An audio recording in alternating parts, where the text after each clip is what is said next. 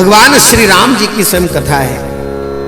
भगवान राम जिनका अवतरण होने के पश्चात सारा का सारा सूर्य वंश, सारा रघुकुल किस प्रकार हर्षोल्लासित हुआ, किस प्रकार से प्रसन्न हुआ, वो सारी कथा 2 अध्यायों में स्वयं यहां पर बताई गई।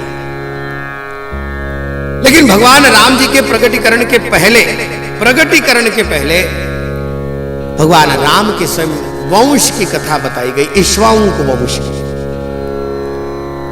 जिसमें महाराज नाभाग हुए, जिसमें महाराज अंगिरस हुए, जिसमें महाराज रघु हुए, जिसमें महाराज हरिश्चंद्र भी हुए और जिसमें महाराज अम्बरीश भी हुए। महाराज अम्बरीश ने स्वयं एकादशी के व्रत को पूर्ण रूप से अनुष्ठित करके, एकादशी के द्वारा भगवत कृपा प्राप्त करके भगवान के परम प्रिय भक्त बने और स्वयं भगवान ने अम्बरीश जी महाराज का स्वयं अम्बरीश जी महाराज के द्वारा एकादशी की महिमा को वहां पर बढ़ाया। एकादशी करना यह व्रत जीवन का सर्वोत्तम व्रत है, ध्यान में रखना। इसलिए एकादशी करने वाले को अगर एक आध बार बाकी के कोई व्रत नहीं हुए तो भी चलेगा, लेकिन जिसके जीवन में एकादशी हो गई उसके जीवन में सारे व्रतों का सार हो गया, ऐसा शास्त्रों का भी मत है, संतों का भी मत है। एक एकादशी जिसने कर, अब एकादशी में भी सबसे बड़ा नियम ऐसा है, मैं नियम बता देता हूं, करना है तो करो, नहीं तो सीताराम। दशमी को एक भुक्त, एकादशी को पूर्ण भुक्त और द्वादशी को एक भुक्त। दशमी को एक समय भोजन लेना, एकादशी को कोई भोजन तो क्या छोड़ो, फलाहार लेना ऐसा कहा है, केवल फुल आहार नहीं, फलाहार। और हो सके तो दूध पर किया तो बहुत ही अच्छा। अब अपने अपने हिसाब से बहुत से लोग करते हैं, कोई बिना नमक का करता है, कोई ऐसा करता है, कोई वैसा करता है, कोई साबूदाने पर करता है, कोई साबूदाने के वड़े पर करता है, कोई आलू पेटिस पर करता है, कोई आलू पेटिस के समोसे पर करता है, कोई किस प्रकार से करता है, वो अपने अपने हिसाब से वो करना चाहिए। एकादशी के दिन भी 56 भोग बनते हैं फलाहार के आजकल, ज्यादा नहीं तो 10-12 मिठाइयां ही खा लेते हैं। करो, कोई दिक्कत नहीं, जिस जैसा आपने गुजरता।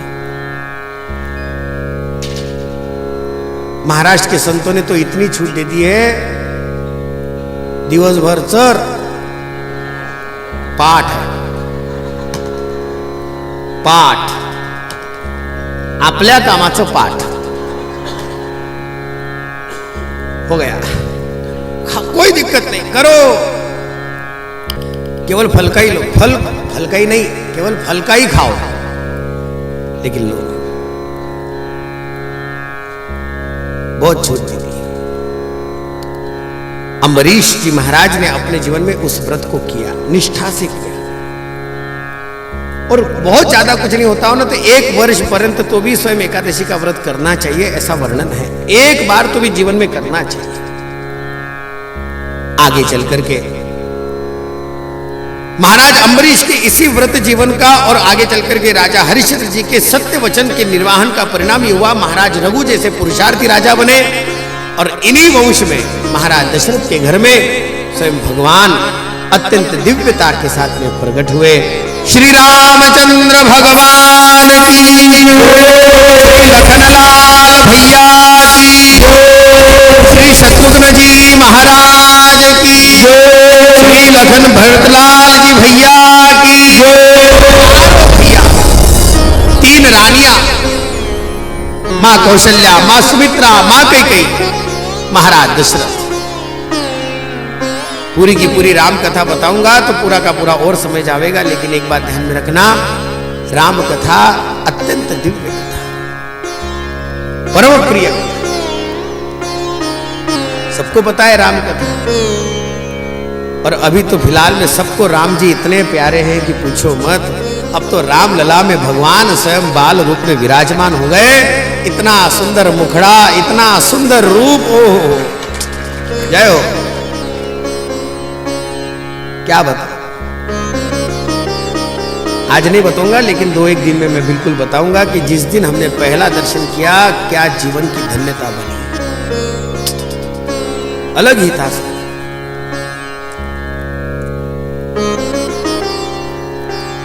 आदरणीय काका जी ने तो पूरी तैयारी बना के रखी थी, लेकिन घर पर राम जी आने के लिए 3 महीने लग गए, पूरा 1 महीना।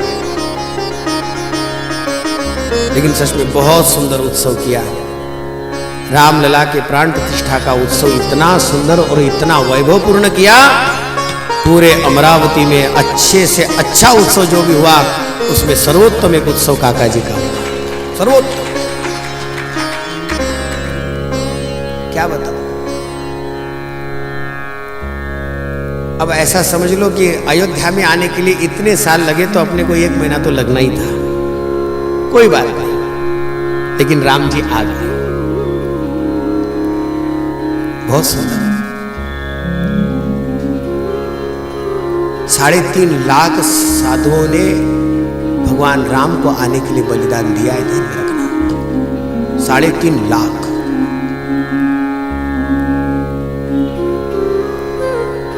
जिस रामलला के मंदिर के समीप जाते हैं ना, उस गली के बीच में न जाने कितना नरसंहार हुआ है उस समय।